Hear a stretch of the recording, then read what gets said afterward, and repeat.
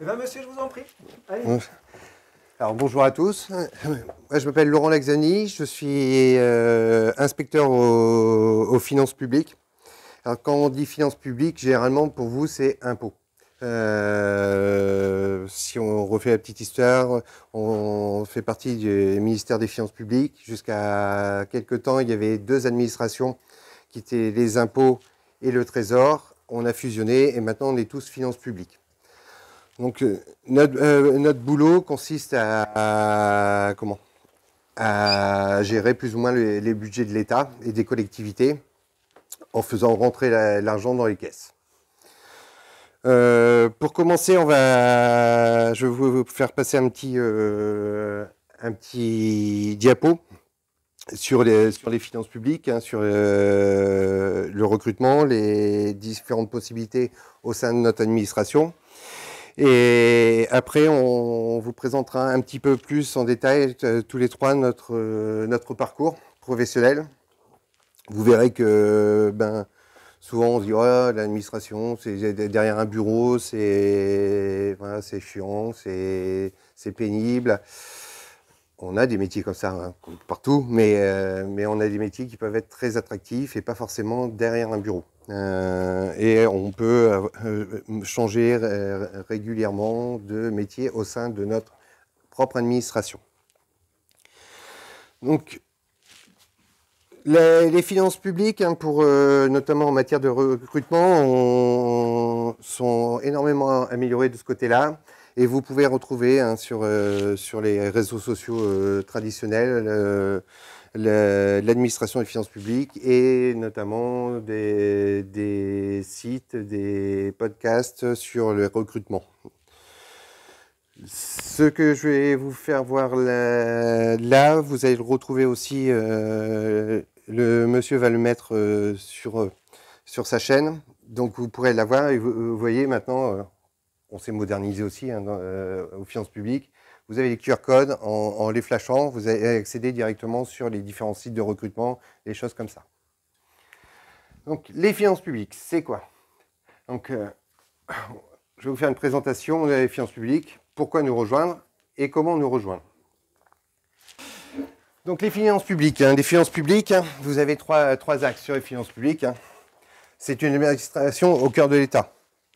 Forcément, toutes nos missions sont des missions régaliennes qui rentrent dans le cadre du budget de l'État, donc qui contribuent à la vie économique du pays. C'est les budgets, hein, en ce moment on entend beaucoup parler. Hein, vous avez M. Bruno Le Maire qui dit qu'il faut récupérer de l'argent, c'est nous. Hein, c'est notre administration qui va devoir faire le nécessaire pour faire rentrer l'argent dans les caisses. Donc, si on fait rentrer l'argent dans les caisses, c'est aussi pour en donner. C'est à partir des budgets qu'on va collecter, qu'on va pouvoir établir des services publics. Les hôpitaux, quand vous allez à l'hôpital, vous ne payez pas forcément tous les soins. Ça fait partie des refinancements de notre administration. Les collectivités locales, les mairies, pour fonctionner, ont besoin d'argent. L'argent, c'est au niveau de notre administration qui sera collecté et redistribué aux collectivités locales pour qu'ils puissent vous apporter des services, hein, de transport, l'état des chaussées. Bien qu'en ce moment, de ce côté, l'état des chaussées, c'est un peu dégradé, mais bon. Mais en tout cas, tout ce que l'État vous donne comme service, ça a un coût, et ce coût est financé par l'impôt, et l'impôt qui est perçu par notre administration. On a aussi, au niveau de notre administration, hein, un centre de grands projets, grande valeur. C'est l'égalité pour tous. À côté des citoyens, des entreprises, des partenaires publics, on a non seulement un rôle de collecteur d'impôts, mais on a aussi un rôle d'information, de soutien et d'aide dans certains cas. Exemple tout bête, hein, on sort d'une période un peu morose avec le Covid. Il a fallu soutenir l'économie en France. Donc le gouvernement a mis un tas d'aides en place pour les sociétés, un fonds de solidarité. C'était notre administration qui était chargée de soutenir ces entreprises par le versement de fonds de solidarité. Et après, comme pour tout ministère, hein, on est dans l'ère du temps, donc on a des valeurs citoyennes, l'éco-responsabilité, l'égalité des chances, la lutte contre la discrimination, la lutte contre l'électronisme, l'inclusion et la bienveillance. Toutes les valeurs que vous retrouvez au sein de n'importe quel ministère, le ministère des Finances publiques, et notre administration est à un niveau assez élevé sur ses exigences en cette matière. Après, j'aurais tendance à dire, mais c'est mon avis personnel, que beaucoup de ces choses-là n'auraient pas lieu d'être repris dans des valeurs, voilà, ça devrait être inné chez chaque être humain. Voilà. Alors, pourquoi rejoindre les finances publiques? Vous pensez que chez nous, vous allez être enfermé dans un métier, voilà, à traiter du papier à longueur de journée. Eh bien, vous avez des métiers comme ça. Il faut le reconnaître, hein, comme dans tous les métiers, vous avez des côtés sympathiques, vous avez des côtés moins sympathiques. Mais il faut savoir que chez nous, il y a plus de 50 métiers différents. Il n'y a pas que simplement la personne derrière son bureau qui compte des papiers à longueur de journée. C'est souvent l'image qu'on a de l'administration. Ce n'est pas du tout le cas en concret. Alors, je vous rassure, et mes collègues, je pense, diront la même chose. Chez nous, il y a très peu de monde qui est rentré par vocation. Rentrer aux finances publiques par vocation, c'est rare. Mais souvent, quand on y rentre, on y reste parce qu'on trouve un certain confort, je dirais pas plaisir dans le travail, mais un certain confort dans les métiers qu'on exerce, avec les possibilités d'évolution, de modification, qui font que la vie n'est pas morose tous les jours et qu'on peut trouver des bons côtés dans notre métier. Mais après, on ne rentre pas par vocation. Hein, voilà. Nos missions. Alors, on a une des principales missions, forcément, c'est la fiscalité. Donc, la fiscalité, c'est le processus au sein de l'administration, ça va de A à Z. C'est-à-dire, ça commence tout en haut, le long de la Seine, dans les bureaux du ministère à Bercy, par la définition d'une politique fiscale. Qui en taxe, quelles sont les dispositions législatives et réglementaires qu'on va adopter, comment on va les appliquer. Tout ça se passe au niveau d'un service qui s'appelle la DLF, la Direction de la législation fiscale, au sein du Bercy, qui est chargée d'élaborer les textes législatifs, les présenter aux assemblées et pour qu'elles soient votées dans le cadre du budget de l'État. À côté de ça, on est aussi le responsable du plan cadastral. Vous avez un propriétaire. Le propriétaire doit avoir une connaissance du domaine qu'il possède, avoir des garanties là-dessus. C'est à notre niveau qu'on va avoir ces garanties. Une fois que au niveau de Bercy, tout a été élaboré au niveau de la loi, bon, après il faut l'appliquer. Là, on va descendre dans les services déconcentrés, au niveau de direction départementale, puis au niveau de services locaux comme Saintes, où là, on va déterminer les assiettes d'imposition, le recouvrement des impositions, et faire tout en matière de recouvrement, recouvrement ce qu'on appelle amiable, c'est-à-dire qu'on envoie l'imposition à la personne, elle nous paye, mais lorsque la personne ne nous paye pas, on va faire du recouvrement forcé. On va prendre des mesures qui sont prévues par la loi pour aller chercher l'argent directement dans le portefeuille des personnes qui ne nous payent pas. Bien entendu, à côté de ça, vous avez les mauvais petits canards aussi, hein, certains qui essayent de gruger, de tricher, voire ne pas déclarer du tout, passer sous la trappe. Et on a des services de contrôle qui sont là pour vérifier que ce qui a été déclaré est correct et reprendre ceux qui essayaient de se faufiler entre les mailles du filet. Ça nous arrive de nous tromper. Il faut être honnête, hein, l'administration, on est des êtres humains avant tout. Donc en matière de législation, on peut mal appliquer une loi ou une disposition ou mal interpréter. Et donc toute personne a le droit de faire des contestations, des réclamations, et on va les instruire. On va prendre la réclamation par rapport au texte applicable, voir si effectivement on a commis une erreur et en informer la personne. Si on a commis une erreur et qu'on le reconnaît, il n'y a pas de souci, on va faire le nécessaire pour supprimer l'imposition. Par moment, nous on reste sur notre position et donc on va avertir la personne qu'on maintient notre position et on se mettra en relation si la personne veut aller plus haut avec le tribunal administratif et ça sera réglé par le tribunal administratif.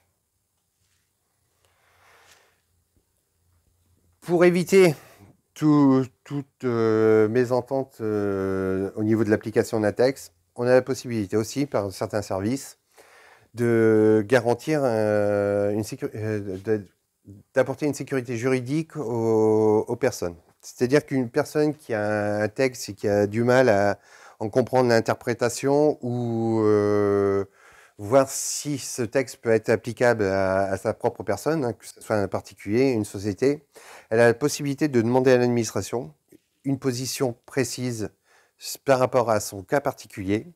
C'est ce qu'on appelle le rescrit fiscal. Et cette position nous sera opposable. On ne pourra pas la remettre en cause dans la mesure où on aura pris une position ferme par rapport à un cas particulier. Et bien entendu, hein, on a à côté de notre rôle de recouvrement, fiscal, on a aussi un rôle social, hein, n'ayons pas peur des mots. Certaines personnes ont des difficultés dans la vie, hein, des difficultés financières.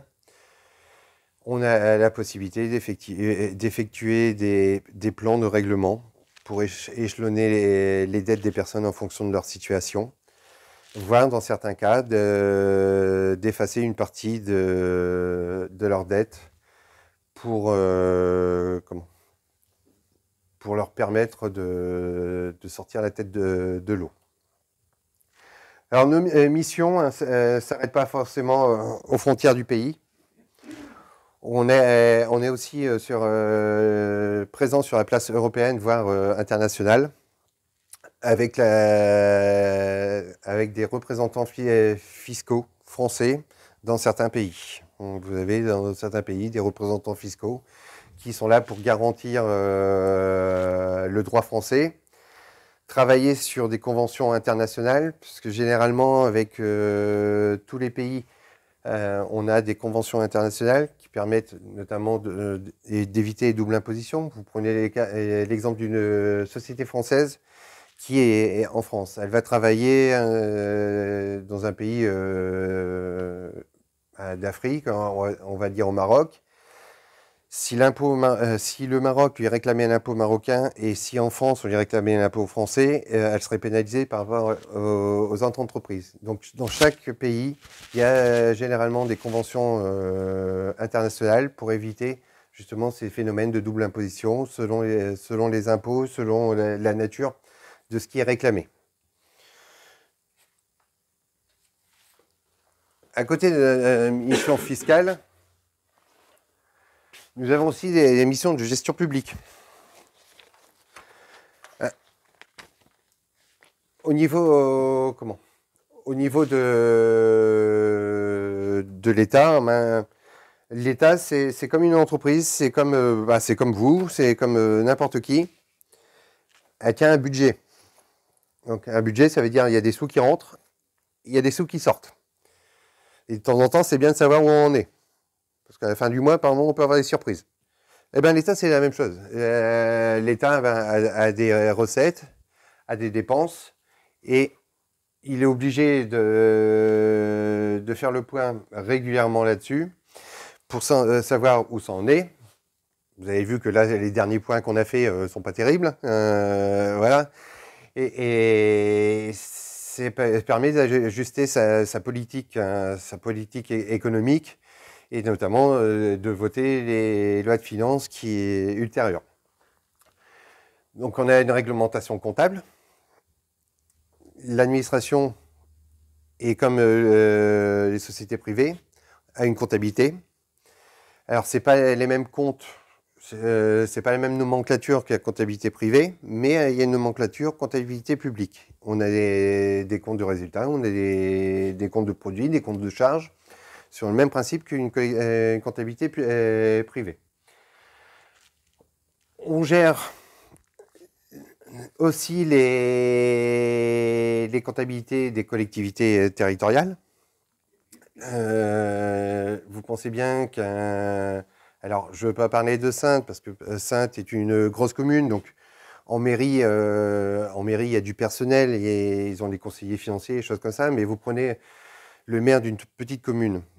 Le malheureux a déjà du mal à gérer l'ensemble des choses de sa commune. Si en plus on lui donnait tout le travail administratif de comptabilité de sa commune, il s'en sortirait pas. Souvent les toutes petites communes n'ont pas trop de finances, donc ils ont une secrétaire de mairie, voire ils se la partagent entre plusieurs communes. Donc notre administration vient en aide, en soutien, par l'intermédiaire de plusieurs personnes dans l'analyse financière de la comptabilité des collectivités, dans la gestion des comptes de la collectivité.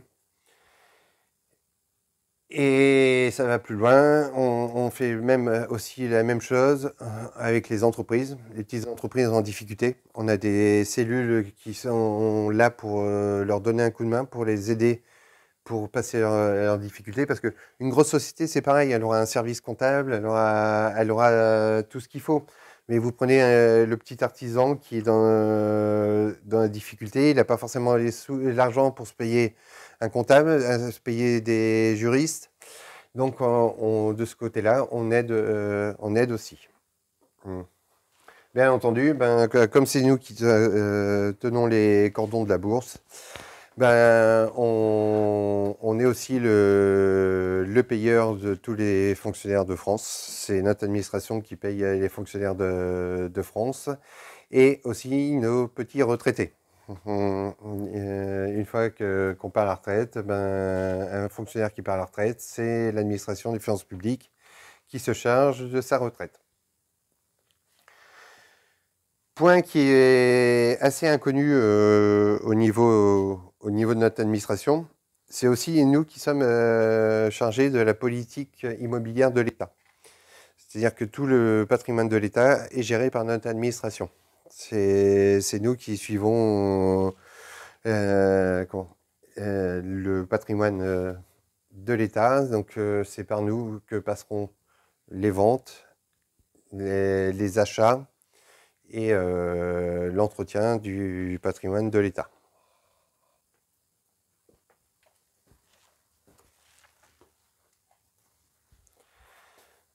À côté de ça, si vous n'avez pas envie de faire de fiscalité, si vous n'avez pas envie de faire de la gestion publique, vous avez toujours une autre possibilité.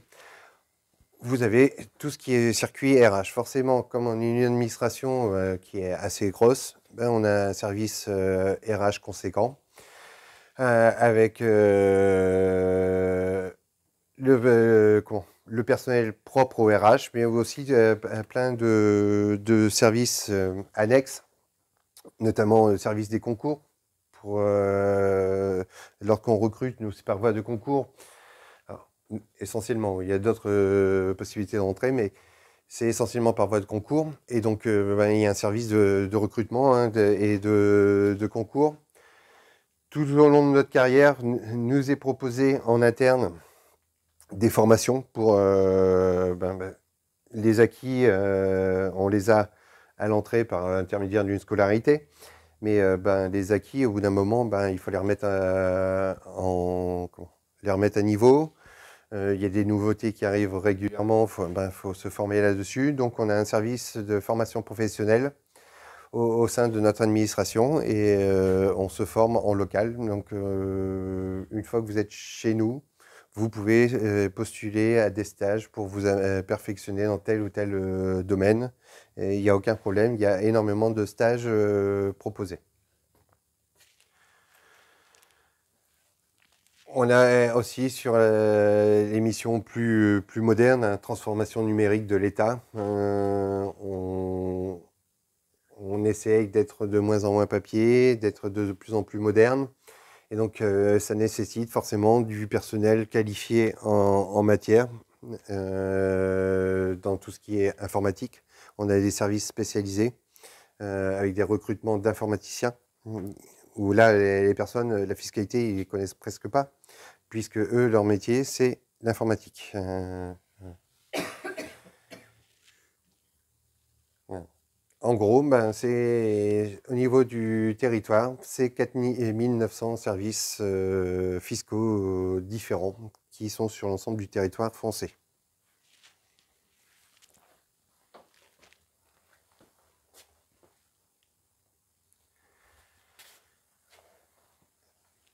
Alors, vous pouvez commencer chez nous aussi bien en tant qu'agent que contrôleur qu'inspecteur. Après, au-dessus, inspecteur principal, administrateur des finances publiques, c'est plus délicat. Mais généralement, les gens qui rentrent chez nous commencent soit agent, soit contrôleur, soit inspecteur.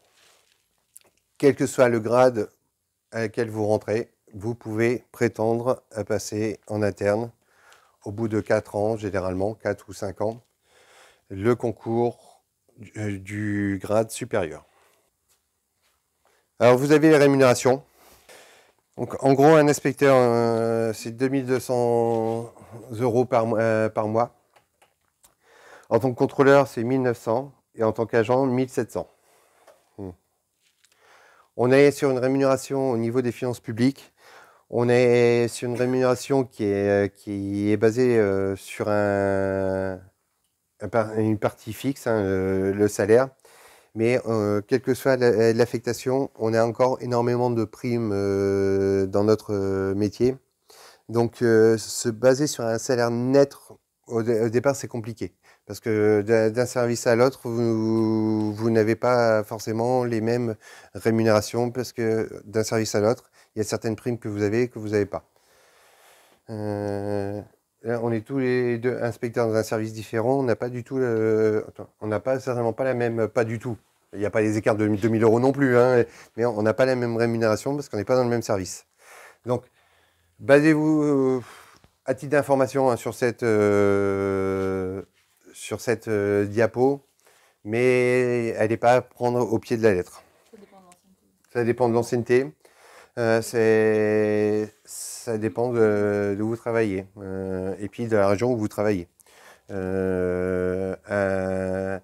Un agent qui est en région parisienne gagnera plus qu'un agent ici en Charente-Maritime, parce qu'il y a une notion aussi de vie chère, des choses comme ça.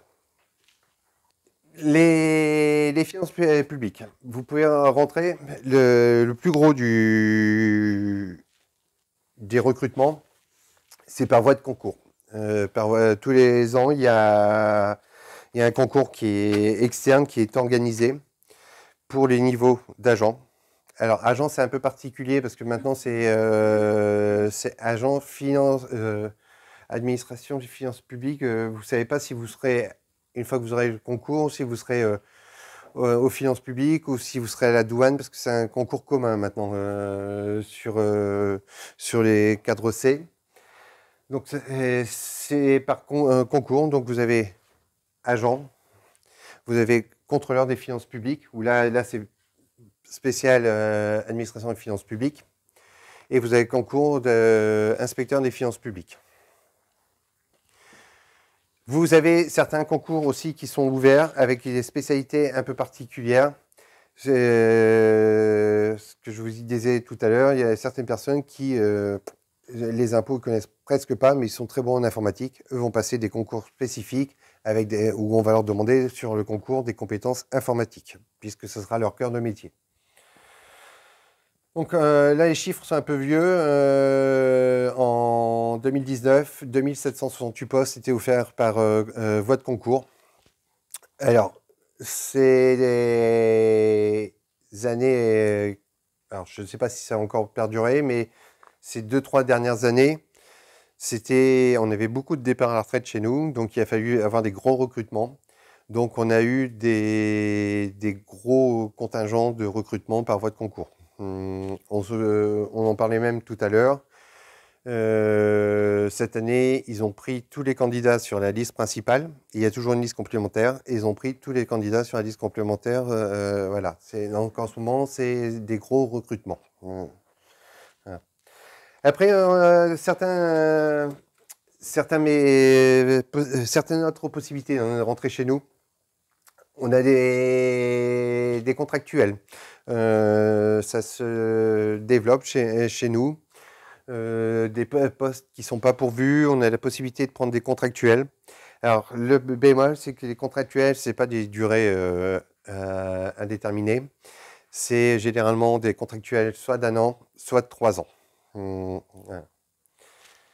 Voilà. On prend aussi maintenant en apprentissage. On prend des jeunes en apprentissage et comment des services civiques. Voilà. Il y a un recrutement qui est un peu particulier. C'est lorsque vous avez une reconnaissance d'handicap, il y a un recrutement spécifique sur certains postes offerts et dédiés aux personnes en situation de handicap. Alors, je ne sais plus quel est le pourcentage. Je me demande si ce n'est pas 7%. L'État est comme les autres administrations. Dans ses effectifs, il doit avoir 7% de personnes en situation de handicap. Et chez nous, notre administration veille à ce que ce soit respecté. Et donc, régulièrement, il y a des emplois proposés en personnes en situation de handicap.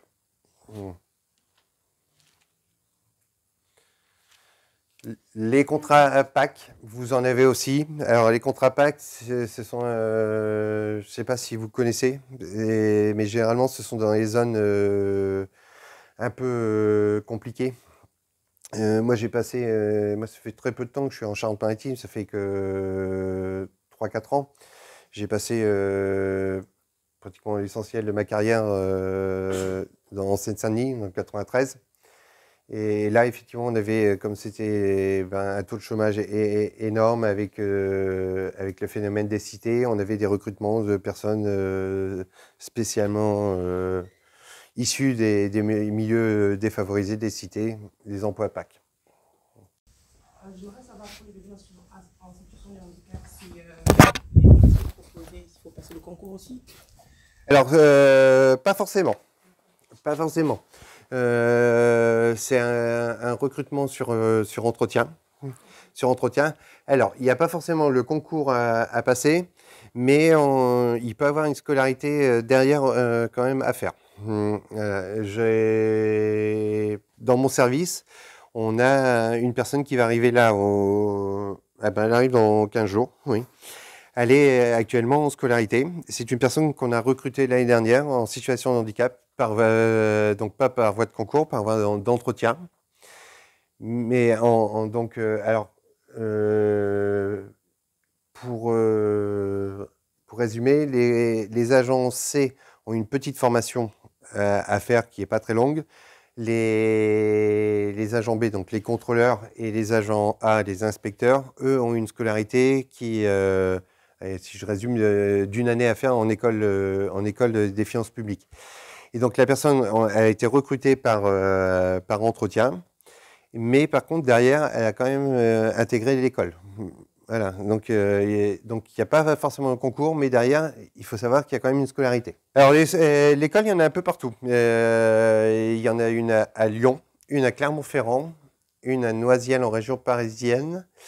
On a eu une à Toulouse, mais plus spécialisée sur les métiers du cadastre, parce que, géomètre et des choses comme ça. Et il y en a d'autres. C'est tout, je crois. Ouais. Il y a Noisy peut-être. Noisy, oui. Noisy-le-Grand, oui. Noisiel, Noisy-le-Grand, les deux, oui. Oui. Donc c'est un peu réparti au niveau de la France. Ouais. On a fait le tour des types de concours. Est-ce qu'il y a des questions, peut-être d'autres questions que celles que vient de poser la jeune fille là-dessus? Je voudrais savoir, j'ai une question par rapport à la nationalité. Il faut forcément être français, c'est ça? Je sais que pour être dans les mairies, les collectivités territoriales, la question s'est posée il n'y a pas longtemps avec une jeune fille que j'accompagnais qui avait la nationalité européenne, je sais plus, elle était un des pays de l'Est, mais européen, elle a pu rentrer. En tout cas, si je comprends bien, le concours, donc il y a en gros trois grades, l'agent, le contrôleur, l'inspecteur, donc sans diplôme, avec un niveau bac pour contrôleur et à partir de quoi, licence pour l'inspecteur? Bac+3, oui. Oui, c'est ça. Ouais. C'est brevet. Brevet agent, bac pour contrôleur et bac+3 pour inspecteur. Donc ça, c'est le niveau que vous devez avoir avant de postuler au concours pour pouvoir accéder à tel ou tel concours. Évidemment, je présume que si vous avez une licence, ça vous empêche pas de postuler en tant qu'agent. Par contre, dans l'autre sens, si vous avez que le brevet, vous pouvez pas postuler en tant qu'inspecteur. Bien d'accord. Parce que là, on est bon. Qu'une fois le concours, le dispatchage, il est national. Oui. Ça aussi, c'est important de le savoir.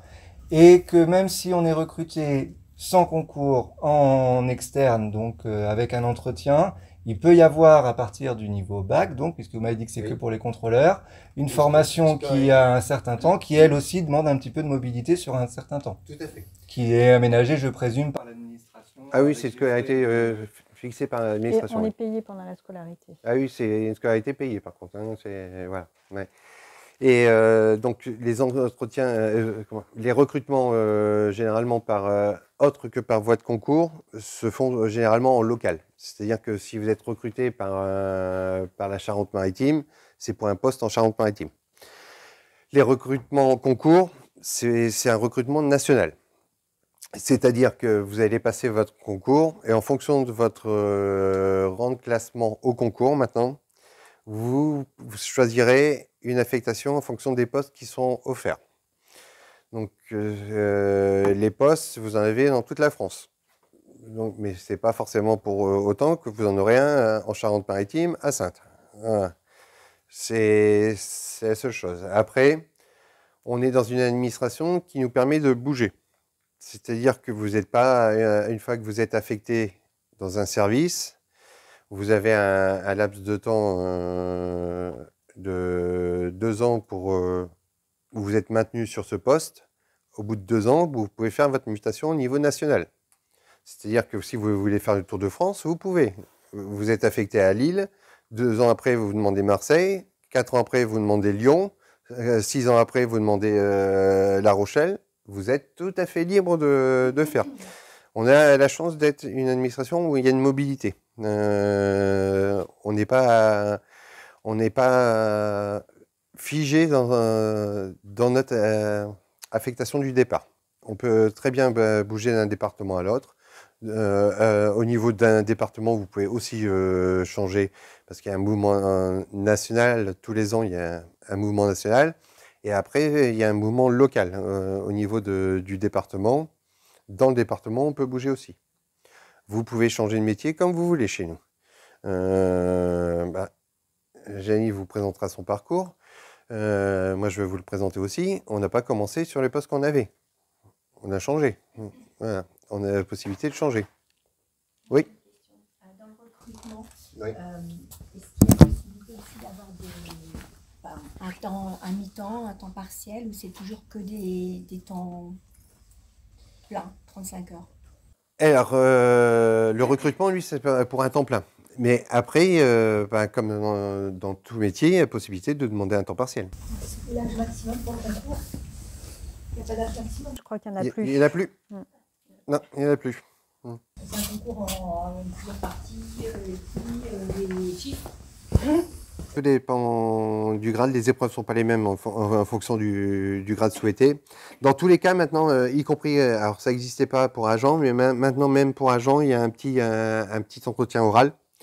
Mais contrôleur et inspecteur, il y a toujours eu une partie écrite, de l'admissibilité, et une partie admission en entretien oral. Ouais.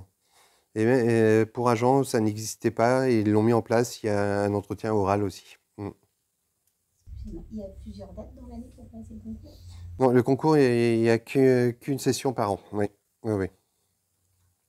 Je ne sais pas si vous avez toujours ce site-là qui existait il y a quelques temps, qui s'appelait Score, sur lequel il y avait toutes les dates de concours dans la fonction publique en général, d'État, avec le descriptif des examens et ainsi de suite. Ça s'appelait Score comme un score au foot ou enfin dans un sport, et vous pouviez trouver les dates d'examen. Alors notre administration a même mis un site en ligne de recrutement maintenant. Voilà. Oui, pour voilà, où il y a vous retrouvez dessus toutes les informations pour le recrutement. Il y a des exemples d'épreuves aussi pour chaque catégorie. Oui, c'est ça. Et aussi les statistiques, pourcentage d'admis, d'admissibles.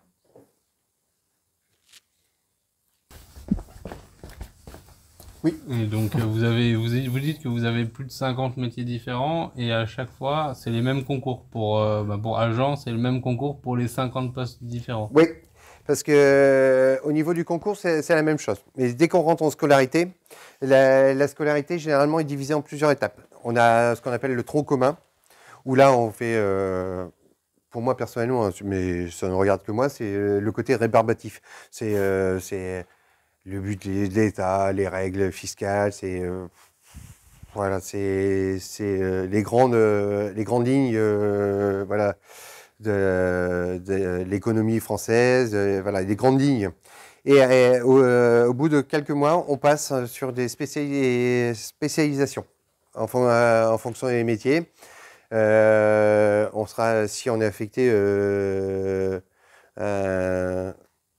contrôle fiscal, on aura une scolarité, une seconde partie scolarité basée sur le contrôle fiscal. Si on est basé sur tout ce qui est cadastre et choses comme ça, on aura une scolarité basée sur le cadastre. En fonction du métier, on est au niveau de la scolarité, on est éclaté au bout de quelques mois pour être plus spécialisé dans le cœur de métier qu'on va avoir. Et après, bon, on est tous d'accord, hein, connaître la fiscalité par cœur après même pas un an de scolarité, c'est pas possible. Donc, on a une base, et après, effectivement, on a des formations professionnelles en local qui nous permettent de peaufiner et d'améliorer nos connaissances et notre cœur de métier. Je viens de vérifier, donc il existe bien un site qui s'appelle Score. Vous tapez par contre Score fonction publique, sinon vous tapez tous les scores de tous les matchs de tout ce qui ont eu lieu il n'y a pas longtemps. Voilà, accueil du portail de la fonction publique. Et là, vous avez les concours, calendrier général des concours avec toute la fonction publique, donc l'environnement, la culture, tout ce qu'il peut y avoir autre chose on va élargir un petit peu. Hein, je fais de la pub un peu plus large pour vos collègues. Et par ailleurs, je vais répondre à une autre question, des informations générales sur les concours, notamment les conditions générales. Conditions de nationalité, vous devez être ressortissant d'un État de l'Union européenne. Votre condition, joueur de vos droits civiques, pas de condamnation judiciaire. Ça, c'est important. Ne pas avoir subi de condamnation figurant en bulletin 2 du casier judiciaire incompatible avec l'exercice des fonctions. Alors, je ne sais pas ce qu'il y a dans le bulletin 2, je ne sais pas si vous savez, vous. Qu'est-ce qu'il y a dans le bulletin 2 des conditions judiciaires? Du casier judiciaire, ouais, mais je sais pas à quel type d'infraction ça correspond. C'est les délits, il me semble. Oui, c'est les délits. Alors, ne le cachez pas, hein. Ne le cachez pas, parce que l'administration va se renseigner. À l'époque, il lui demandait. On a eu le cas hein, dans le département d'une personne qui a recruté et qui ne l'a pas dit. Ben, c'était un très bon candidat, sauf que quand notre administration s'est renseignée, il y avait un extrait de casier judiciaire, donc il n'a pas été retenu. Donc c'est pas à peine. C'est pas à peine en disant je dis rien, ça va passer à l'as. L'administration vérifie. Hein, donc, mieux vaut être honnête d'entrée. Maintenant, on va passer à votre parcours à vous. Rapidement, qu'est-ce que vous avez fait avant de faire ça? Alors, moi, je suis rentré au siècle dernier. Hein, voilà, je ne suis pas tout jeune, hein, c'est pour ça qu'il y a les cheveux blancs. Je suis rentré il y a un peu plus de 30 ans à l'administration des finances publiques. À l'époque, ça s'appelait Direction générale des impôts, parce qu'on n'avait pas encore fusionné. Alors, moi, j'étais un étudiant classique, pas super bon élève, pas super motivé. Comme je dis toujours, c'est pas moi qui poursuivais les études, c'est les études qui me poursuivaient. Voilà, donc j'ai quand même eu mon bac, j'ai eu mon DUG. Ça n'existe plus, je crois, le DUG, si, ça existe encore, non, ça n'existe même plus. Voilà, c'est un diplôme en bac plus 2. Et je me suis retrouvé sur les bancs de la fac en licence. Et là, comme beaucoup de jeunes, je me suis dit, qu'est-ce que je fais? Je ne savais pas vers quoi me tourner. J'avais bien des métiers en vue, mais j'étais un peu comme on a tous été la même. Toutes les générations se ressemblent. Hein. Vous dites flemme.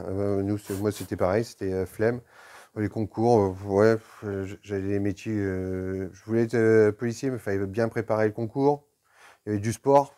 J'avais pas trop envie, voilà. Et puis un jour. Ma propre cousine qui était déjà rentrée aux impôts, elle me dit tu devrais passer le concours. Moi, je me dis un impôt derrière un bureau, voilà, pas terrible.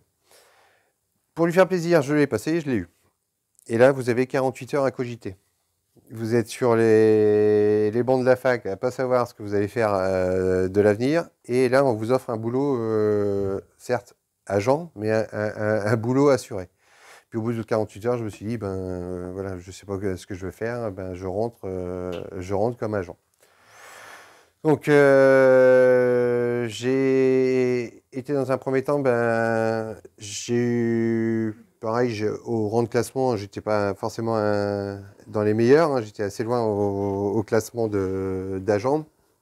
Donc j'ai eu ma première affectation en région parisienne, dans le 93, en secteur d'assiette, en service des impôts des particuliers. Donc je gérais tout ce qui était les impôts des particuliers, la déclaration d'impôt sur le revenu, les taxes d'habitation. Donc j'avais un portefeuille, en tant qu'agent j'avais un portefeuille de contribuables où je devais vérifier qu'ils avaient bien déposé leur déclaration, on n'avait pas le paiement à l'époque, on ne s'occupait pas du paiement, on n'avait que le côté déclaratif, qu'ils avaient bien déposé leur déclaration, qu'ils étaient bien connus à la taxe d'habitation et qui remplissaient toutes les conditions adéquates pour être imposés. Donc je m'occupais de l'assiette, ce qu'on appelle l'assiette, mais je m'occupais aussi de tout ce qui était contrôle sur pièce, c'est-à-dire à partir du dossier, voir s'il n'y avait pas des irrégularités sur leur déclaration. Et on traitait aussi tout ce qui était contentieux, c'est-à-dire les erreurs qu'on pouvait avoir fait, que la personne pouvait avoir fait en faisant sa déclaration, que nous, on a pu faire aussi, et traiter les contentieux. Au bout de quelques années, j'en ai eu un peu marre de faire ce boulot-là dans le 93. Je me suis dit, bon, je vais aller dans les banlieues chics. Après 93, j'ai fait ma mutation pour le 10e arrondissement de Paris. C'était un peu plus chic. C'était pas encore le gros chic, mais c'était un peu plus chic. Et là, c'est pareil, j'ai refait le même métier pendant 2 ans. mais sur un secteur un peu moins défavorisé, parce que 93, tout le monde le sait, c'est très défavorisé, sur un secteur un peu moins défavorisé. Et là, au bout d'un moment, je me suis dit, bon, ben, je vais essayer d'évoluer un petit peu quand même, ça fait quelques années que je suis là maintenant, j'ai passé le concours de contrôleur. Donc de là, j'ai obtenu le concours de contrôleur. Je suis parti en école pendant 10 mois en région parisienne.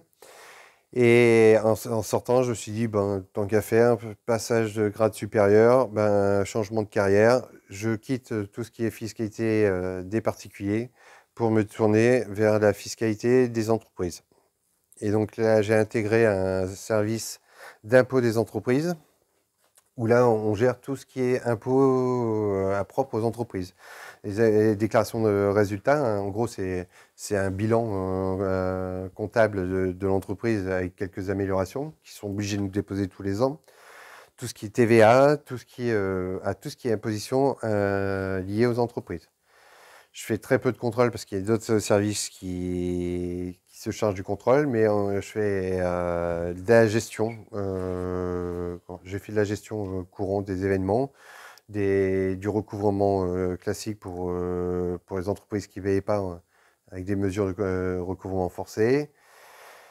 Et vraiment de la gestion et beaucoup contrairement à ce qu'on pense, on fait aussi beaucoup d'accueil et de renseignement et de soutien aux entreprises dans leur démarche avec les autres personnes, avec les autres administrations. Il leur faut toujours une attestation ou des choses comme ça, donc ils viennent beaucoup. Et puis, quelques années après, je me suis dit, je vais passer inspecteur. Et là, c'est pareil, j'ai eu la chance d'avoir le concours de la première fois. Comme je vous ai dit, j'ai Bac+2, mais on vous a dit que concours inspecteur Bac+3 en interne. Et le niveau, du moment que vous avez l'ancienneté, vous pouvez être avec un BEPC, vous vous retrouvez inspecteur. Si en interne, vous pouvez passer le concours, il n'y a pas de souci. Voilà. Et du coup, là, maintenant, je suis inspecteur. Je me suis dit, je vais rester au niveau des entreprises. Je vais quitter la région parisienne parce que, bon, au bout de 30 ans, j'ai le droit à ma pré-retraite en province. Voilà. Donc, je suis arrivé en Charente-Maritime. Et maintenant, je fais un peu le même boulot, mais à une nuance près, c'est que je soutiens à mes équipes. J'ai des équipes de contrôleurs qui faisaient le même boulot que je faisais en région parisienne. Donc moi, je viens en soutien sur les dossiers un peu plus complexes, où il y a besoin de plus d'expertise. Et je fais aussi du RH en local, hein, des ressources humaines en local, parce que je suis un des adjoints du chef de service, on est plusieurs. C'est un service de 45 personnes. Donc, ça fait beaucoup de personnes à gérer. Donc, on essaye de faire vivre le service. Voilà. Voilà. Je ne vais pas vous embêter plus longtemps parce que voilà. Voilà. Mais comme quoi, vous voyez, vous pouvez démarrer en bas de l'échelle et puis monter. Hein. C'est pas forcément une nécessité de commencer haut. Vous pouvez monter en interne sans problème. Oui. Et inspecteur, il y a toujours du management? Non, pas forcément. Non, c'est en fonction de l'affectation. Voilà. Ça vous en parlera mieux parce qu'il y a eu plusieurs postes où on n'avait pas, mais non, il n'y a pas forcément que du management. Non. C'est plutôt des grades en fait quand on dit inspecteur. C'est un grade, effectivement. Et après, en fonction. Voilà. Après. Voilà, en fonction de l'affectation, effectivement, il y a des inspecteurs qui seront plus dans le management d'équipe et des inspecteurs qui sont plus techniciens dans leur domaine. Voilà. Mais c'est pareil en tant que contrôleur. On a certains contrôleurs qui peuvent avoir une infime partie RH parce qu'ils peuvent être à la tête d'une cellule de 3-4 agents à gérer. Donc, mais en fonction de l'affectation, effectivement, il n'y a pas forcément des RH.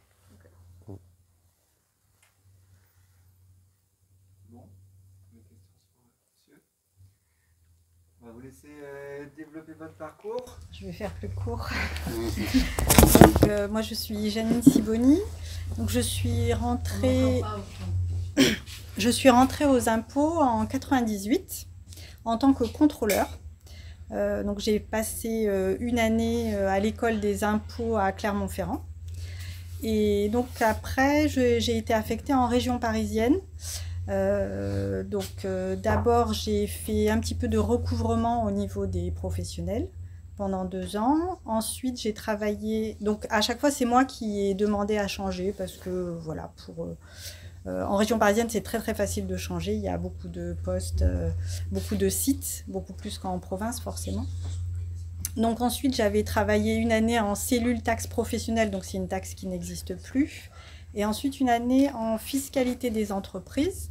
Et au bout de 4 ans, comme mon collègue, j'ai passé le concours d'inspecteur interne que j'ai eu. Donc j'ai refait une année de scolarité. Donc la scolarité de contrôleur et celle d'inspecteur sont différentes, évidemment, puisque les métiers sont différents. Donc j'ai refait une année de scolarité à Clermont-Ferrand. Et j'ai été affectée, donc le poste que j'avais demandé, en direction du contrôle fiscal Île-de-France-Est. Donc c'était à Saint-Denis. Et là, j'étais vérificatrice. Donc, pour illustrer ce que vous disiez, quand on est vérificateur, donc on travaille dans une brigade où il n'y a que des inspecteurs. Il y a juste un contrôleur, donc en DIRCOFI, le contrôleur de la brigade, mais on ne gère aucun personnel en fait. On travaille, on est nomade, c'est-à-dire qu'on se déplace tout le temps. On va dans les entreprises. On a affaire aux présidents des sociétés. Donc, en direction de contrôle fiscal, ce sont les grosses sociétés à partir de 1,5 million de chiffre d'affaires. Et le but, c'est de contrôler. Donc, ils nous donnent leur comptabilité et on contrôle leur comptabilité au vu des justificatifs. Et on confronte ça à ce qu'ils ont déclaré et à la fiscalité, en fait. Donc, typiquement, par exemple, on regarde les comptes de TVA et on s'assure que toute la TVA qu'ils ont collectée, donc les clients ont payé, vous et moi, a bien été reversé à l'État. Ou par exemple que, je ne sais pas, que toutes les charges de la société correspondent bien à l'activité de la société et non pas, j'en sais rien, une fête pour les amis du président de la société, par exemple. Voilà. Ils ont le droit de faire la fête, hein, mais pas sur les comptes. Pas sur les comptes de la société. Ou un voyage, ou voilà. Ce qu'on ne voit presque jamais. Donc on n'est pas toujours au bureau, on se déplace dans les sociétés, on travaille avec les experts comptables, les présidents de sociétés et les avocats fiscalistes. Et donc j'ai fait ça pendant 5 ans et au bout de 5 ans, comme mon collègue, j'ai voulu quitter la région parisienne. Donc j'ai demandé un peu toute la France parce que je voulais quitter la région parisienne et je suis arrivée en Charente-Maritime. Et je suis arrivée donc en brigade de vérification également.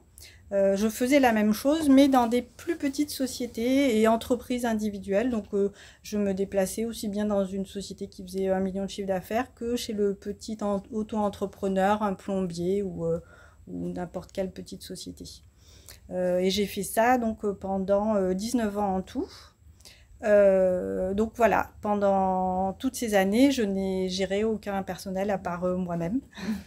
C'est un travail, c'est très intéressant. Enfin, on se pose toujours beaucoup de questions. On se déplace. Là, par exemple, ici, on se déplace du sud du département, presque en Gironde, on monte jusqu'à Rochefort, sur Gers même, je crois. On se déplace dans tout le département. On n'est pas forcément au bureau, du coup on est nomade, on ne pointe pas, on travaille beaucoup chez nous si on a envie, mais on a aussi un bureau au Centre des finances publiques de Saintes si on souhaite mutualiser avec les collègues.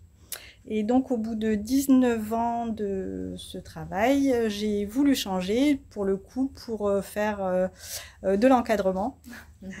Donc maintenant, je suis adjointe au service de la publicité foncière et de l'enregistrement à Saintes. Donc moi, je suis côté enregistrement. Donc il y a une chef de service et moi, je suis son adjointe. Et moi, j'ai une petite équipe de 6 personnes.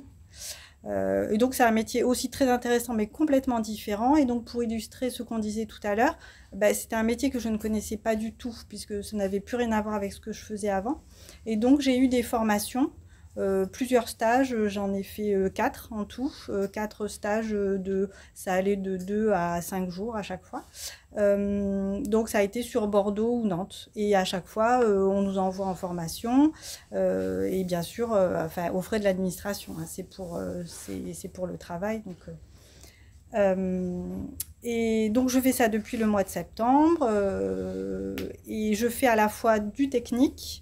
Donc je fais les choses les plus compliquées, je prends les décisions quand les collègues ne savent pas trop, ils viennent m'amener les dossiers les plus compliqués, et également du soutien du personnel, un petit peu d'encadrement aussi, en lien avec ma chef de service, puisque c'est elle la chef du service, moi je suis juste adjointe. Et donc là, si j'avais envie de changer à nouveau, je dois rester sur mon poste pendant 2 ans. Mais si je le souhaite, l'année prochaine, je pourrais changer à nouveau par rapport aux postes qui vont se libérer. Voilà, si je veux rester dans le département ou même partout en France en fait. C'est facile de changer de poste ou il suffit qu'il y ait un poste qui se libère. Là, par exemple, quand moi j'ai demandé, j'avais demandé 5 ou 6 postes, je crois. Mais j'étais pas la seule à demander. Alors, ce qu'on n'a pas dit aussi, c'est qu'il y a des priorités. Des points là. Alors, nous, c'est pas par points, c'est des priorités, mais ça revient à ça. Et par exemple, il y a des priorités pour rapprochement familial. Voilà, ce qui fait que certaines personnes avaient demandé mes premiers vœux, donc j'ai pas eu mes premiers vœux, j'ai eu mon 3e vœu, j'aurais pu avoir mon 4e, mais en tout cas, il y avait assez de postes qui se libéraient pour que je puisse moi changer. C'est pas forcément comme ça tous les ans, mais ça arrive souvent qu'on ait l'opportunité de changer. Et il n'y a pas d'entretien à ce moment-là? Non, pas du tout, pas du tout, exactement, c'est des vœux qu'on fait. Alors, il y a certains postes qui sont sur avis, avis du chef de service. Mais sinon, les postes que j'avais demandés, c'était pas sur avis. J'aurais pu me retrouver à travailler avec Laurent, voilà, où il y avait d'autres postes que j'avais demandé. J'avais demandé par exemple aussi la trésorerie hospitalière. J'aurais pu être adjointe à la trésorerie hospitalière. Voilà, des postes complètement différents en fait. Mais comme on sait de toute façon qu'on va bénéficier d'une formation, donc on appréhende toujours un peu la nouveauté, mais voilà, on a un bon service de formation, donc en général, ça pose pas trop de problèmes. Et votre chef, elle a une formation encore en plus. Vous pourriez retourner à l'école pour être... Non, c'est un stade au-dessus de vous, c'est ça? Oui, alors elle est inspecteur divisionnaire. Concours que j'ai passé, que j'ai pas réussi. C'est un autre concours. Tu l'auras l'année prochaine. Oui. Donc que je peux repasser. Voilà, ça, oui, alors oui, ça on l'a pas dit non plus, mais les concours on peut les rater, on peut les repasser, voilà. Ouais. Et donc c'est encore un autre grade et donc un autre concours en fait. Voilà. Je sais pas si vous avez des questions. Pour rebondir à la formation, c'est une chose qui peut être intéressante aussi. Effectivement, on a des formations qu'on reçoit de nous, mais après, quand vous avez, depuis quelques années, quand vous êtes devenu, entre guillemets, un expert dans votre métier, vous pouvez être aussi formateur, ce qui est au sein de notre administration, pour former justement des nouveaux collègues. Et ça peut être valorisant aussi. C'est rémunéré déjà. Et ça permet de temps en temps de sortir de votre bureau, de voir autre chose et de participer à la formation professionnelle au sein de votre métier. Moi-même, je suis formateur. Je crois que Jane, tu as été formatrice. J'ai été inscrite. Voilà. Et c'est valorisant, ça permet de sortir aussi et de voir autre chose. Voilà. Votre chef de service, généralement, on vous laisse y aller, parce que pendant ce temps-là, vous n'êtes pas au bureau, hein, ça c'est sûr, mais il vous laisse y aller parce qu'il sait qu'il y a un retour sur investissement. Si vous êtes formateur, c'est que vous avez une compétence sur un domaine, vous avez formé les collègues pour que lui, après, dans les collègues, ait des personnes compétentes. Voilà. J'aurais une question, s'il vous plaît. Est-ce que vous avez des astuces ou des structures qui préparent au concours? Alors, il y a De mémoire, il y a l'IGPDE qui forme, qui prépare au concours. Ça va être IGPDE, je crois.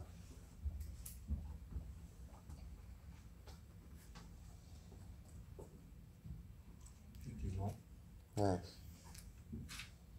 La documentation. Je peux pas réduire.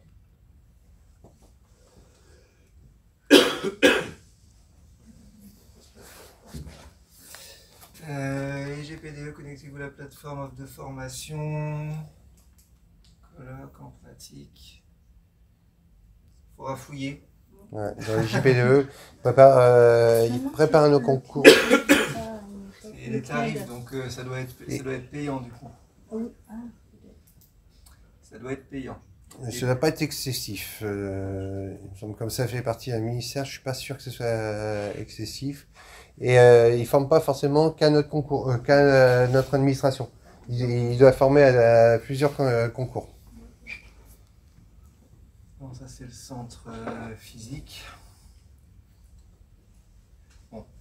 Je vous propose, à moins qu'il y ait d'autres questions en attendant, de passer à l'autre. Je fouille pendant que vous racontez votre parcours. Racontez-nous comment est-ce que vous êtes arrivé à faire ce que vous faites aujourd'hui.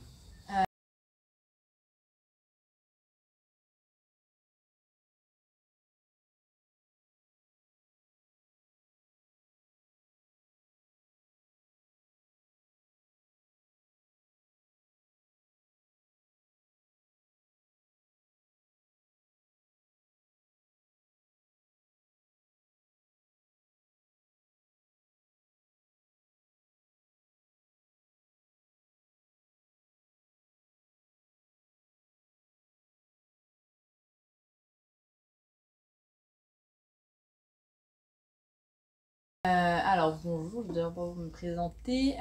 Chloé Ledan, donc je suis inspectrice au sein du service de la publicité foncière et de l'enregistrement avec Janine, donc je suis l'autre adjointe. Moi pour le coup je chapeaute un pôle de 12 personnes. Ma carrière va être beaucoup plus courte que celle de Janine et de Laurent puisque j'ai commencé en septembre. Et tu es plus jeune aussi. Donc voilà, je suis sortie de l'école en mai 2023. J'avais passé le concours d'inspecteur en externe, suite à quoi je suis rentrée en école en septembre 2022. Donc c'est ce qu'on disait, première partie bloc généraliste, donc là grand principe, déontologie, etc. Et puis affectation qui arrive très vite au bout d'un mois d'école en fonction du rang.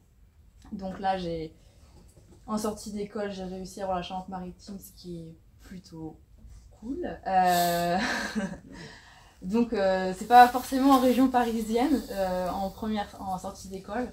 Je dirais même de moins en moins. De moins en moins. De moins en moins. En fait, tous les départs à la retraite en province sont remplacés par des jeunes sorties d'école. Voilà. Donc avant, on était obligé, enfin à mon époque, on était obligé de passer par la région parisienne. Et maintenant, c'est de moins en moins le cas. Et d'autant plus quand on a un rapprochement, c'est-à-dire quand on a un conjoint sur place ou des enfants. Ouais, ce qui n'était pas mon cas, mais du coup, je suis quand même arrivée en Charente-Maritime. Donc c'est possible. Et ensuite, donc choix du département. Et ensuite, au sein du département, j'avais le choix entre 3 postes. Et la détermination du poste a déterminé ensuite le bloc fonctionnel, donc la scolarité que j'ai suivie. Donc moi j'ai fait l'école de Toulouse, donc c'est pour ça que j'ai fait de la publicité foncière. Je pouvais aussi faire du cadastre, mais je préférais la publicité foncière. Pour être honnête avec vous, je ne savais même pas que ce métier-là existait quand j'ai passé le concours. C'est un métier qui est assez méconnu, qui je trouve est très très intéressant. On fait du juridique, on fait du droit de la propriété immobilière. Donc en fait, clairement, on va contrôler les actes des notaires. On perçoit les frais de notaire. Clairement, on va contrôler la chaîne de propriété. Donc voilà, est-ce que la personne qui vend elle est propriétaire, etc. Est-ce que l'acte est bien rédigé? Donc c'est très intéressant. Après, en tant qu'inspectrice, donc comme Laurent disait, on a un rôle qui est un petit peu différent des agents, des contrôleurs. On va avoir un rôle d'expert technique. sur des questions bien précises. Donc là, bon, on va se documenter, on va trouver une solution. On est aussi très souvent en contact avec les usagers, donc en l'occurrence, moi c'est beaucoup, toi aussi, les notaires. On fait du RH, pas mal de RH. Pour le coup, je viens de faire passer les entretiens annuels, donc de 12 personnes, donc ça se prépare, etc. Mais très intéressant aussi, très enrichissant. Voilà. Après, si je peux faire un retour là à chaud de mon entrée dans l'administration, je suis très contente parce que en fait, pour avoir très succinctement bossé dans le privé, il y a quand même de nombreux avantages à travailler dans la fonction publique. Notamment, bon, la diversité des métiers, c'est une chose. Là, je sais que je fais ça, mais que je préfère bien autre chose après. Enfin, je sais que le contrôle fiscal, ça m'intéresse. Enfin, voilà. Je sais que je pourrais toujours le faire après. J'ai toute ma carrière pour le faire. Je trouve qu'il y a quand même un équilibre vie pro, vie perso qui est bien respecté dans notre administration, avec le système d'horaire variable, qui est quand même pas négligeable. Donc, le système d'horaire variable, pour vous expliquer succinctement, on a plusieurs forfaits horaires qu'on choisit. Si je prends mon cas, je suis à 38h30. Et en fait, on a des plages fixes sur lesquelles on est obligé d'être là. Donc le matin, entre 9h30 et 11h30 pour Sainte. Et l'après-midi, entre 14h et 16h. Je peux finir après, je peux pas finir avant 16h, mais je peux finir après. Le matin, je peux arriver avant 9h30, je peux pas arriver après. Le tout étant de faire 16h. Et s'il y a un jour où j'ai eu quelque chose à faire avant ou après, je peux m'arranger. Et donc, je trouve que c'est très appréciable de pouvoir, comme ça, être un peu souple. Voilà, globalement, je sais pas si vous avez des questions sur la scolarité. Oui, et avant votre concours, vous avez fait quoi comme diplôme ? Oui, alors j'ai fait bac généraliste économique et social, donc voilà. Après j'ai fait une double licence donc de droit et d'économie, et ensuite j'ai fait un master en comptabilité et audit. Donc en fait, oui voilà, donc en fait c'était un peu dans mon domaine, sauf que je me suis dit la comptabilité, si je rentre là-dedans, ça va peut-être m'enfermer, alors que cette administration-là, ça va peut-être plus m'ouvrir. Et au final, là, je retombe sur un métier juridique, donc c'est très... et j'ai aussi, même avec la scolarité, donc j'avais quand même des bases, mais j'ai quand même je suis en train de faire des formations en interne pour vraiment me spécialiser et offrir le plus de connaissances à mon service, voilà. Donc là, vous apprenez encore des choses que vous n'avez pas vues dans votre master, c'est ça ? Oui, parce que moi j'ai fait un master de compta en l'occurrence, et là la publicité foncière c'est du droit de la propriété immobilière, donc c'est différent. J'ai une licence de droit, mais là le droit de la propriété immobilière c'est vraiment donc il y a tous les aspects des actes notariés, c'est vraiment très spécifique, mais avec toutes les formations qu'on a, c'est assez accessible à tout le monde. J'ai énormément d'agents dans mon service, j'ai quasiment que des agents, même pas de contrôleurs, et avec les formations, ils en viennent à des connaissances très poussées en droit de la propriété immobilière. Donc, Et dans tous les métiers en général, parce que moi par exemple, quand j'étais vérificatrice, je n'ai pas fait de comptabilité dans mes études, mais on en fait à l'école, et après avec les collègues aussi, les collègues nous forment aussi. Quand on sort de l'école, à l'époque on avait 6 mois de stage, maintenant c'est un petit peu moins, mais on accompagne des collègues qui nous montrent, qui nous expliquent, etc.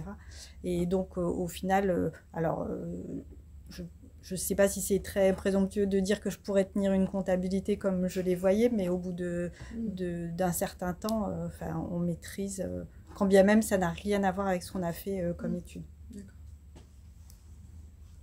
Et il y a aussi un système, parce que école théorique 8-9 mois, et après stage pratique, je suis arrivée en mai 2023 et j'ai fini avant ma prise de poste au 1er septembre. J'ai eu un tuilage pendant 3-4 mois avec l'inspectrice que j'ai remplacée. Donc là, ça a permis une passation en douceur. Et quand on est en sortie d'école, qu'on a vu que la partie théorique, c'est très important d'avoir 3-4 mois où on met vraiment en pratique avant de se lancer. J'ai tendance à dire que nous, on a la chance, on n'est pas dans un hôpital. Nous, on fait une erreur, il n'y a pas mort d'homme. On peut toujours la corriger. On apprend tous les jours dans notre métier, hein. Même après 30 ans de carrière, il y a des choses il y a des cas particuliers qui tombent une fois tous les... Voilà, et qu'on n'a pas. Mais on a la chance de pouvoir faire des choses, de pouvoir se tromper et de pouvoir corriger derrière.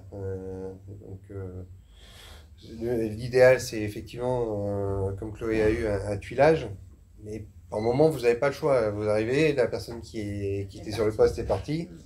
Vous devez vous investir, mais il ne faut pas avoir peur. Il y a des formations et puis voilà, il y a toujours des collègues aussi qui ont une base et qui peuvent vous donner un coup de main.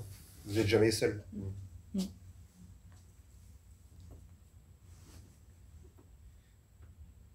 question? J'en ai juste une dernière que je pose à vous trois. Celui qui veut répond. Bon, on n'est pas obligé. Mais ça veut dire que votre vie perso, elle doit suivre quand même. Puisque vous êtes muté à droite, à gauche. On est muté que quand on le demande. C'est nous qui le demandons. Il n'y a pas de mutation d'office. Et par exemple, moi... Une fois que vous êtes dedans. Oui. Mais par contre, quand vous avez le poste, vous choisissez... Il y a des rapprochements. Vous choisissez pas. Mais c'est après, du coup, que le rapprochement... Non, dès le départ. Oui. Même en école, lors du choix des départements, on peut se prévaloir de priorité. D'accord. Oui, et ça fonctionne vraiment, ça? Ils en tiennent vraiment compte? Non, mais ah ben pardon, oui. Mais moi, je suis restée sur l'idée de l'île de France au début de carrière et tout ça, et que... Enfin, moi, dans mon idée, la Charente-Maritime, c'est les gens en fin de carrière et qui a pas de beaucoup moins en moins, postes qui se libèrent, mais donc c'est vrai. Quand j'étais en brigade de vérification, on a eu un jeune vérificateur, du coup, qui est arrivé, 26 ans, premier poste. Valentin. Et pareil, à la brigade de contrôle de recherche, Hélène, c'était son premier poste en tant que contrôleur. Et elle n'avait pas de rapprochement. Et Valentin non plus, pas de rapprochement. Donc, c'est qu'on disait souvent qu'il n'y avait pas beaucoup de postes qui se libéraient sur de plus en plus, avec les départs en retraite, de plus en plus. Ça, Oui. Et puis la modalité aussi des scolarités et des stages pratiques ont changé. Donc maintenant on fait stage pratique dans le lieu où on est affecté. Avant on pouvait faire un stage pratique à Marseille et être affecté à Paris après. Là maintenant on fait le stage pratique où on va être affecté. Et donc le stage pratique est ouvert à tous les départements. Donc forcément maintenant on a des stagiaires qu'on n'avait pas auparavant, il n'y avait pas de stagiaires en Charente. Maintenant on a des stagiaires qui arrivent et qui seront affectés à la fin du stage là. Après, alors arrêtez-moi si je me trompe, mais de mémoire, c'est 50%, un poste sur deux qui est prioritaire, c'est ça? Oui. C'est ça. Alors, par exemple, je sais pas, moi, il y a 8 postes disponibles en sortie d'école en Charente-Maritime, il y en a 4 qui seront réservés aux prioritaires. Et les 4 autres, ce sera au classement. D'accord. Et après, il y a plusieurs stades de priorité. Il y a handicapé, rapprochement familial, toutes les priorités ne se valent pas. Mais sur un même degré de priorité, après, entre les priorités, ça va jouer au niveau du rang au concours. Et en plus, ils souhaitent que tous les départs en retraite, parce qu'il y a les départs naturels, disons, les gens qui, comme moi, j'étais en région parisienne, je suis venue en Charente-Maritime, donc j'ai libéré un poste en région parisienne. Mais tous les départs en retraite, ceux-là, ils souhaitent que ce soit remplacé vraiment par des jeunes sortis d'école. D'accord. Pas par des mutations. D'accord. C'est pour ça qu'il y en a de plus en plus. Oui, c'est pour ça que ça change la donne. Oui. Ils veulent rajeunir aussi, je pense, en province, parce que, bon... Mais oui, c'est ça, souvent c'était ça, début de carrière, et puis on choisit pour sa retraite après. Mais après, c'est vrai qu'il n'y a pas de garantie de revenir. Non, il n'y a aucune garantie. Vous êtes quand même l'une des administrations avec l'Éducation nationale où vous êtes partout. On est partout. On est partout. C'est pas le cas du ministère de la Culture, par exemple. Oui, le ministère de la Culture, c'est plus dur de trouver un poste. Oui, c'est vrai. Alors maintenant, on est de plus en plus concentré, on va dire. On a supprimé toutes les petites trésoreries et voilà, c'est des plus grosses structures. Mais bon, on reste quand même dans tous les départements. Pas trop loin. Une question. C'est un minimum d'1 an pour l'école? Non, c'est une période, c'est 1 an. C'est pas un minimum. Je sais pas. Non. Parce que j'ai cru entendre tout à l'heure peut-être 1 mois. Non, c'est plus qu'un mois. Non, c'est au bout d'un mois. Au bout d'un mois, tu as dit au bout d'un mois. Ah non, oui, c'est pendant l'école. Au bout d'un mois, j'ai fait mes choix d'affectation. D'accord. Mais par contre, je suis restée en école jusqu'à septembre suivant. Enfin, jusqu'au mois de mai. c'est ça? Oui, mais en fait, j'étais Oui, inscrite stagiaire jusqu'au mois de c'est ça. septembre. J'étais Mais sous le coup de l'école, Mais mais en t'es fait, j'étais en arrivé stage là pratique. En mai, gros, les c'est ça, rentrées ouais. sont en septembre. En école, c'est en septembre et on en sort au printemps pour partir en stage Ouais, c'est ça. Oui, c'est ça. pratique Et on est jusqu'au titularisé, septembre de l'année suivante. Ouais. Et niveau logement, c'est... Alors, Pour l'école ou... Ouais, pour l'école. eh ben, généralement, il y a quand même, alors pas pour tous les stagiaires, mais il y a quand même un contingent de logements prévus par Il y a des partenariats. l'École Moi- nationale des finances publiques. Moi, Et il y a j'étais des partenariats, oui. les 2 fois à Clermont-Ferrand, et à Clermont-Ferrand, on est logé À Toulouse aussi. par l'administration. Donc il n'y a pas ça à prendre en compte. Non. Alors, moi, je payais mon loyer.